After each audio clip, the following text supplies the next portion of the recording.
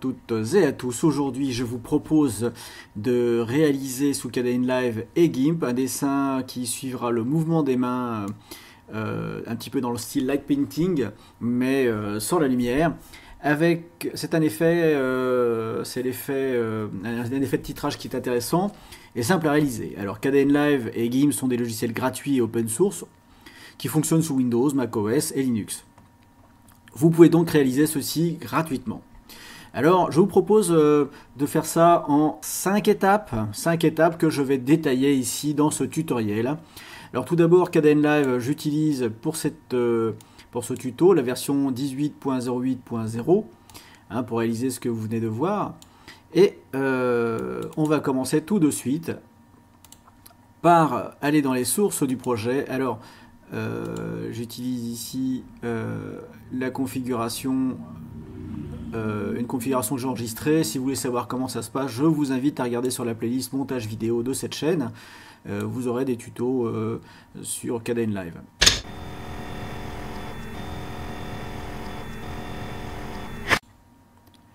Alors, pour la prise de vue, il faudra prendre soin de placer votre caméra appareil photo sur un plan fixe, sur un pied, de façon à ce que lorsque je vais faire le mouvement avec les mains, le corps soit statique, sinon ça va être difficile pour réaliser. Donc le corps doit être statique et la caméra statique. Donc on va avoir un plan fixe et les seuls éléments qui vont bouger pendant cette prise de vue vont être les mains.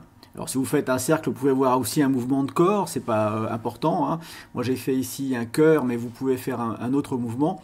L'idée c'est que l'image, ici, le cadre de l'image, c'est-à-dire la caméra, le zoom, le focus, reste fixe. Après, que vous bougiez à l'intérieur de l'image pour suivre les mains, c'est pas un problème. Mais l'image ici doit être fixe, c'est-à-dire il ne faut pas faire un travelling, il ne faut pas faire un zoom vers l'avant, ni quoi que ce soit. Sinon, ça va compliquer grandement l'opération. Et c'est pas l'opération que je présente ici pour ce genre de montage. Donc, une caméra sur un pied, un plan fixe, donc un cadrage fixe, et on suit donc l'antagoniste au centre, et on va viser les mains donc pour qu'elles restent bien dans le cadre.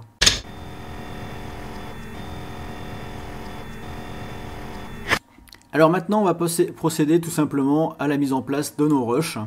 Alors ici, j'ai fait dans ce montage une première partie avec un travelling et une seconde partie avec le plan fixe. Donc on a bien deux films distincts.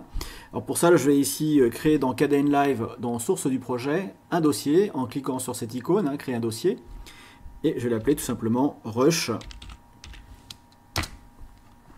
Je vais maintenant tout simplement cliquer sur mes deux images et les glisser ici, dans Rush. Je relâche. Apparaît alors au niveau de Kdenlive une espèce de petite flèche. Si je clique dessus, on voit bien les deux. Alors, ici les images, les vidéos ne sont pas suffisamment importantes, mais si vous avez des vidéos qui sont d'une taille plus grosse ou d'une durée plus longue, vous aurez certainement ici une petite barre de progression avec un temps de calcul pour vous faire une image, comment dirais-je, pour vous faire un clip intermédiaire. Voilà, un clip intermédiaire. Alors ce réglage, vous l'avez donc dans configuration, je vais le voir, configurer Kdenlive, et dans Kdenlive, au niveau du réglage par projet, donc moi ici je me suis mis en Full HD, en 1080p. Et ce qui est intéressant pour nous, c'est voilà, les clips intermédiaires qu'il faudra cocher. Ici, clip intermédiaire. Et vous avez donc ici des profils d'encodage que je vous laisse voir. Au niveau, donc si vous cochez ceci, si ceci est coché et que votre vidéo est grosse, vous aurez donc un temps de calcul. Ici, on ne l'a pas. Et je vais donc procéder directement. Pardon. J'ai enlevé ceci de là. On va procéder directement au montage. Alors, pour information, vous avez ici sur la partie basse de la vidéo Kmoon qui, pour rappel, donc les actions sur la souris et clavier. Alors le premier ici, je vais commencer par les renommer. Alors je clique ici sur la première vidéo et je lance. Pardon. Voilà, donc ça c'est la partie où j'apparais. Donc ça va être ma deuxième vidéo. Alors, je maintiens ici, donc dans source de projet, je clique dessus de façon à le surligner et j'appuie sur la touche F2 qui me permet de le renommer. Donc maintenant, je vais l'appeler 2 puisque ça va être ma deuxième partie. Et la première partie, je clique dessus. Et on a aussi d'autres actions, hein. On peut ici, par exemple, avoir ici des actions comme renommer ou un clic droit, ici. Voilà, on se met un clic droit sur le nom. Et vous avez renommer. Alors renommer, donc je fais ça, renommer, et il propose la même chose que F2. Donc j'appelle 1 et je valide en appuyant sur Entrée. Donc maintenant j'ai mon séquencement, je vais mettre ici sur la piste vidéo numéro 2 ma vidéo. J'allonge un petit peu, hein, je zoome en appuyant sur CTRL et molette avant. Et la partie 2, ici, qu'il va falloir que je découpe. Alors je vais chercher une partie, voilà.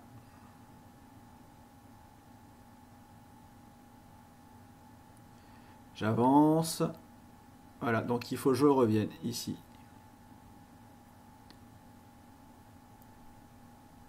Voilà, c'est le point où je suis le plus loin. Alors, j'en profite pour introduire ici une notion, c'est que le couper ou réduire, ça fait la même chose. Tac. Vous voyez ? Donc si j'avais coupé, ça n'aurait donné la même chose. Donc ici, je regarde la sortie, hop, la bise, la sortie. Je prends encore quelques instants, j'arrête là, et tout le reste, je réduis. On a donc ici nos deux clips qui se correspondent. Maintenant, il ne reste plus qu'à mettre un passage entre les deux. Donc, je vais mettre mon doigt. Vous voyez ici que ça prend la proportion d'un doigt. Alors, je vais zoomer davantage. Je fais défiler la molette ici sur le nom des pistes. Je clique sur la molette de la souris. Voilà, donc je clique ici sur le bouton gauche de la souris.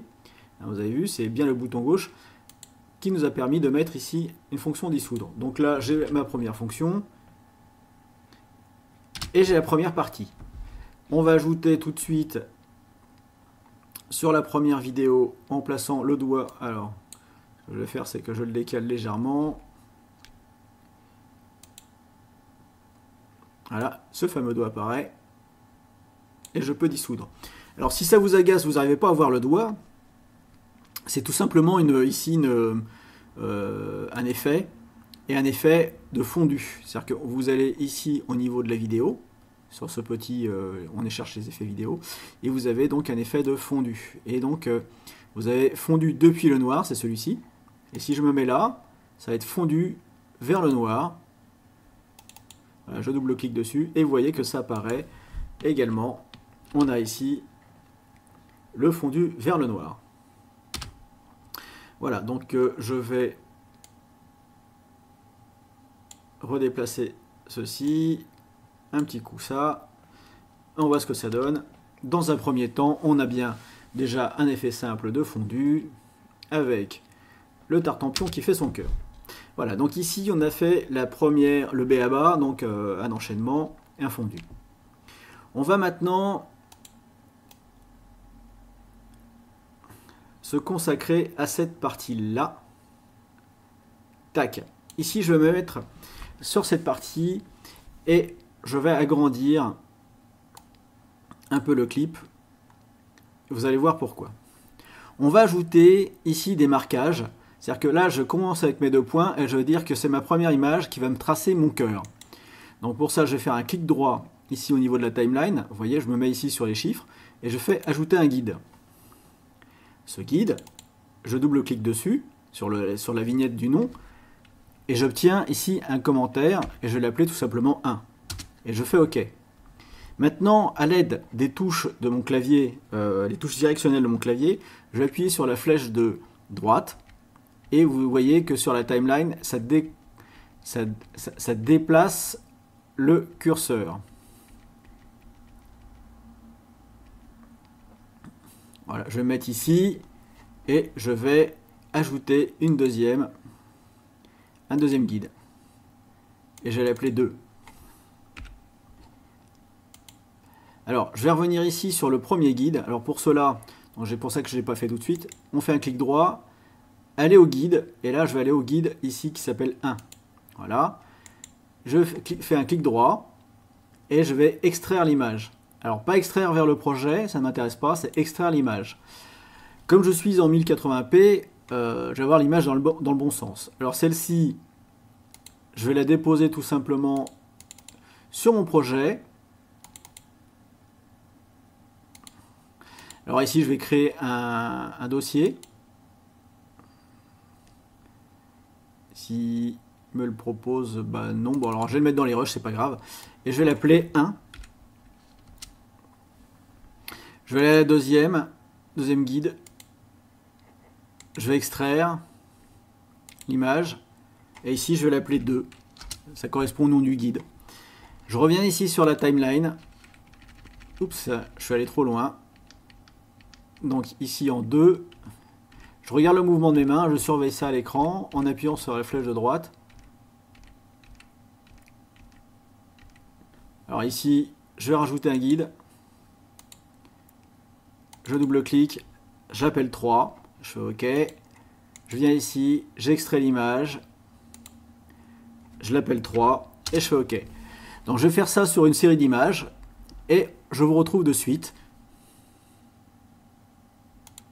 Voilà, je suis sur la presque dernière image. Alors vous voyez ici, au niveau de la position de mes mains, eh bien, j'appuie sur un coup et l'image suivante, vous allez voir.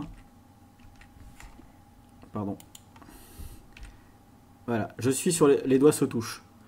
Donc je vais mettre ici mon dernier point, donc le point numéro 8. Donc j'ajoute un guide. Et j'ai donc mon dernier guide ici, en 8. J'extrais mon image en 8. Donc voilà, j'ai déterminé que pour faire mes repères, il me fallait aller donc d'ici, point 2, troisième point, 8, voilà, 8 points. Et je n'ai pas hésité à un moment ici à serrer le 3 et le 4 parce que là j'ai les bras assez écartés et le mouvement est assez rapide entre 3 et 4. Alors ici ça bug peut-être un petit peu, mais voilà. Je vais maintenant tout simplement, on va ouvrir dans la prochaine partie, on va s'occuper des repères dans GIMP. A tout de suite.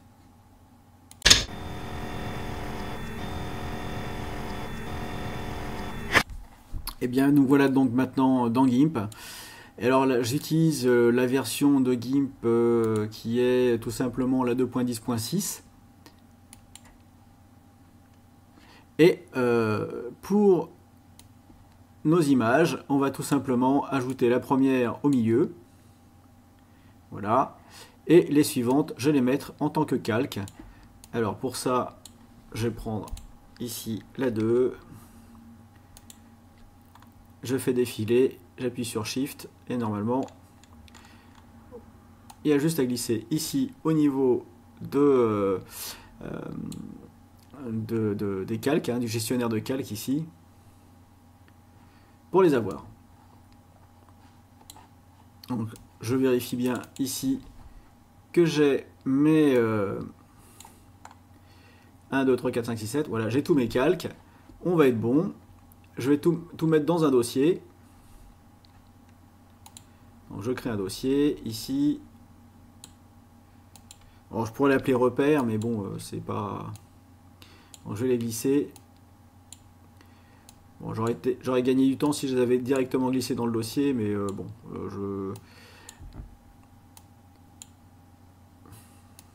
Voilà, ici, il y a un masque de calque, je ne sais pas pourquoi. Je supprime le masque de calque, voilà. Donc ici, maintenant, j'ai mes repères.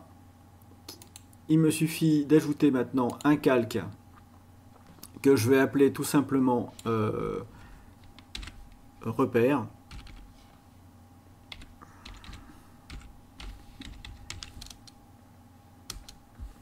Voilà, ici au-dessus. Et je vais pointer des repères. Alors, je suis sur le calque repère. Je prends une brosse. un petit pinceau, et je vais mettre tout simplement un point rouge ici, parce que j'ai pris rouge. Alors le pinceau, je vais peut-être le prendre, voilà, plus net, toc, un point rouge. Là, je masque la vue du calque 1, en étant toujours sur le repère 2, je vois maintenant le calque 2, voilà, qui n'était pas passé dans le bon sens. Voilà, le calque 2, 3, 4, 5, 6, 7, 8.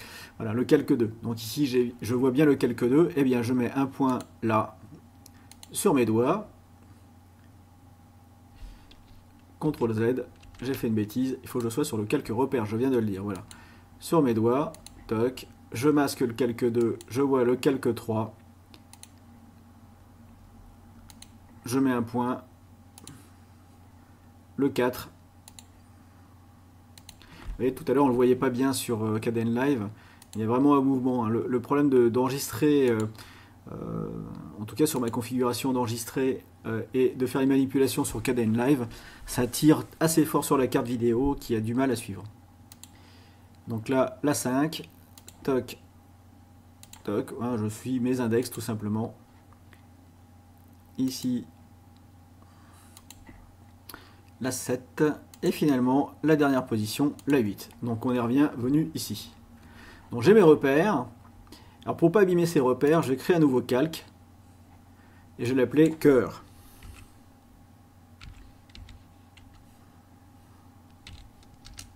Voilà. Alors maintenant pour tracer le cœur, alors je vais utiliser une brosse un peu plus douce, comme ceci. La taille, elle me convient au niveau de la taille du pinceau, hein, moi ça me convient. Par contre, au niveau du pinceau, pour pouvoir nous aider à faire quelque chose de relativement fluide, on va cliquer cette option qui s'appelle lisser le tracé. On va lui donner une force de 55, enfin pardon, une qualité de 55 et une force assez grande. Hein, on peut aller jusqu'à 300 ou 400, ce qui nous permet, ça va être plus lent à l'écran, mais ça va être nettement plus lissé. Alors je trace directement hein, sur cœur. Et ça lisse totalement les tremblements que l'on pourrait avoir. Ici, poc, voilà. Je recommence de l'autre côté.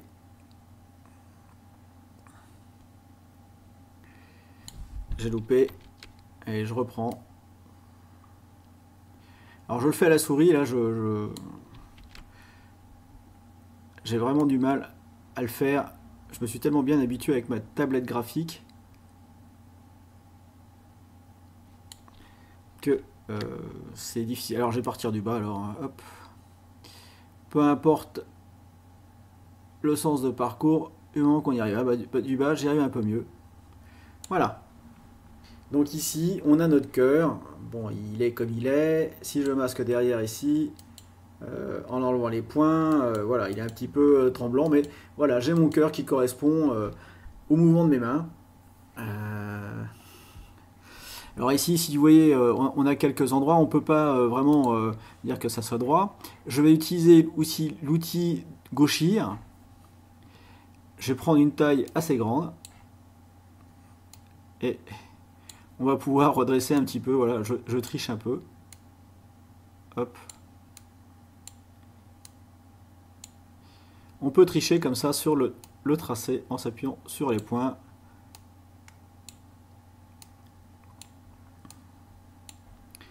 Voilà, on y est. Ici, j'écarte un peu plus les bras. Voilà. On doit être pas mal. Alors, j'enlève les repères. Et je reprends maintenant à l'envers. Ici, sur le groupe de calque. Hein, et le dernier qui est visible.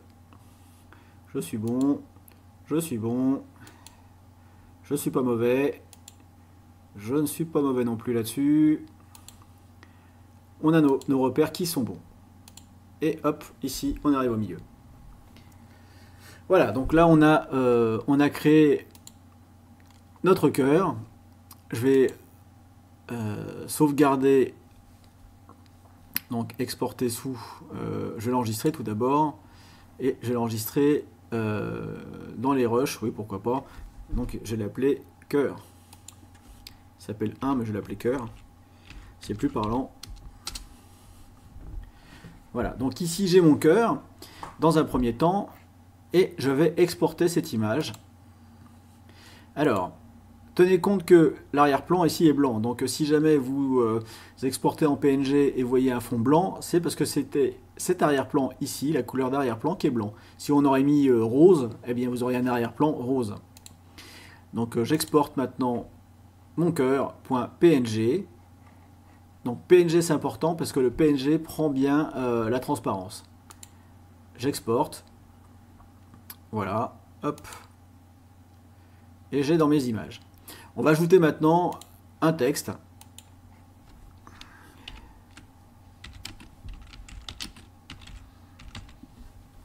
Voilà, ici, je vous aime.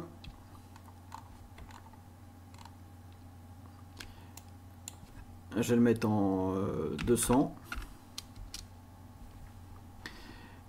Et je vais changer la police ici. Prendre une autre police.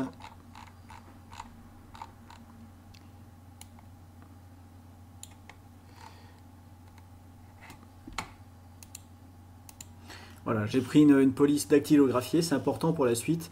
Si vous prenez une police manuscrite, ça ne fonctionnera pas.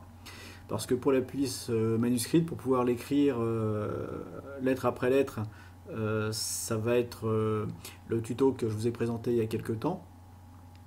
Donc là, je vais tout simplement ici centrer le « Je vous aime ». Hop. Donc déplacer un calque actif s'il ne veut pas. Voilà.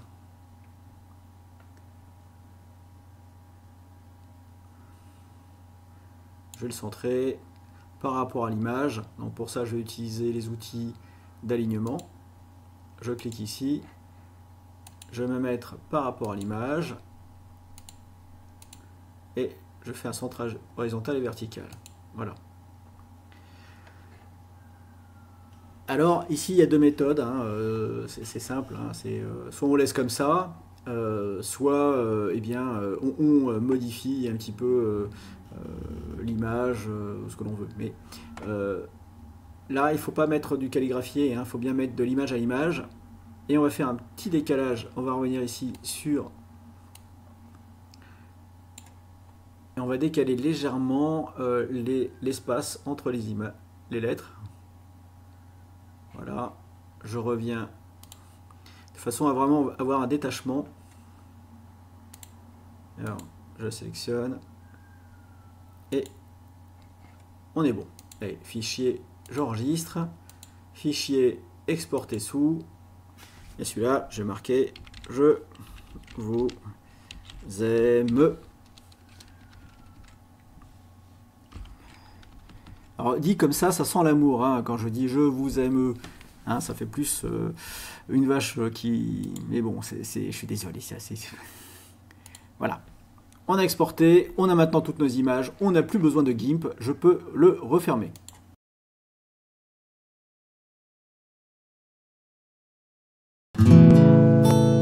Tu as aimé cette vidéo? Eh bien, mets-moi un pouce bleu s'il te plaît, partage-la autour de toi sur tes réseaux sociaux et mets-moi un petit commentaire pour pouvoir m'aider à avancer sur YouTube. Merci!